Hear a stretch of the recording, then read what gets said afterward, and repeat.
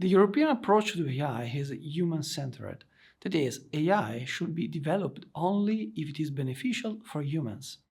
Obviously, this approach needs a careful analysis of benefits and risk before authorizing every specific class of AI applications. Therefore, this approach is strongly based on regulations defined by central authorities. In particular, the keyword that better characterizes the European strategy is trustworthy AI. The activities directed to the regulation of AI in Europe started in 2018. Specifically, in 2018, we saw the publication of the European Strategy for AI, then the first coordinated plan on AI that was signed by every state member. After 2018, we have a number of steps undertaken by the European Commission. In 2019, we have the publication of the guidelines for trustworthy AI. In 2020, we have the publication of the AI White Book, which describes the European vision for AI, excellence and trustworthy. This book paves the way to the regulations published in 2021. In 2020, we have the publication of the report on the safety and liability implications of artificial intelligence, the Internet of Things and Robotics, in which the European Commission identified a number of open issues that need to be addressed in order to guarantee the safety of several products, in particular machines. In 2021, we have the publication of the proposal for regulation laying down harmonized rules on artificial intelligence, AI Act, in which a strict regulation is provided. The European approach is well summarized by statements issued in 2021 by two members of the European Commission. According to Margaret Vestager, Executive Vice President of the European Commission for a Europe Fit for a Digital Age, trustiness is not optional, it is a strict requirement. Meanwhile, Thierry Breton, European Commissioner for Internal Market, approaches AI as a tool and therefore it should be used only if it is beneficial for humans. The central idea behind the European strategy is that the regulatory framework can enhance the uptake of AI. First, it will increase users' trust, and in this way, it will increase the demand for AI used by companies and public authorities. It will also increase legal certainty and harmonizing rules, giving AI providers access to a bigger market, with products that users and consumers appreciate and purchase. In other words, the European Commission does not see any possibility to allow an effective development of AI technologies without avoiding risk, guaranteeing trustworthiness, and ruling legal issues. The European Commission identifies several levels of risk. The first one is unacceptable risk. The EU will ban a very limited set of particularly harmful uses of AI that contravene European values because they violate fundamental rights. For instance, social scoring by governments, exploitation of vulnerabilities of children, use of subliminal techniques, and, subject to narrow exceptions, live remote biometric identification systems in publicly accessible spaces used for law enforcement purposes. We have then high risk. This level corresponds to a limited number of AI systems, creating an adverse impact on people's safety or on their fundamental rights, as protected by the EU Charter of Fundamental Rights.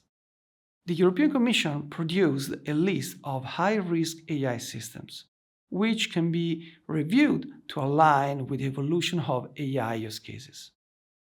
In order to ensure trust and a consistent and high level of protection of safety and fundamental rights, mandatory requirements for all high-risk AI systems are proposed.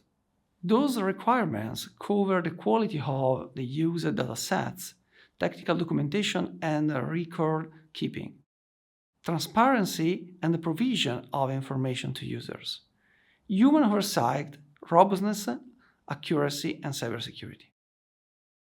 We have a limited risk for certain AI systems where specific transparency requirements are imposed. For example, when there is a clear risk of manipulation, for instance via the use of chatbots. Users should be aware that they are interacting with the machine. Finally, we have minimal risk. All the other AI systems can be developed and used according to the existing legislation without additional legal obligations. The vast majority of AI systems currently used in the EU fall in this category. Voluntarily, providers of those systems may choose to apply the requirements for trustworthy AI and adhere to voluntary codes of conduct. Member States hold a key role in the application and enforcement of this regulation. In this respect, each member state should designate one or more national competent authorities to supervise the application and implementation, as well as carry out market surveillance activities. In order to increase efficiency and set an official point of contact with the public and other counterparts, each member state should designate one national supervisory authority, which will also represent the country in the European Artificial Intelligence Board. The European strategy has been taking concrete form through the development of the EU AI Act. The proposal, which, as we have seen, was presented by the European Commission in 2021, envisions a phased implementation. 2024, August 1st, AI Act enters into force. 2025, February 2nd, prohibitions on unacceptable risk AI.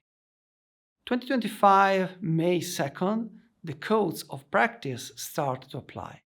2025, August 2nd, some rules start to apply, including GP AI models, governance, confidentiality, penalties.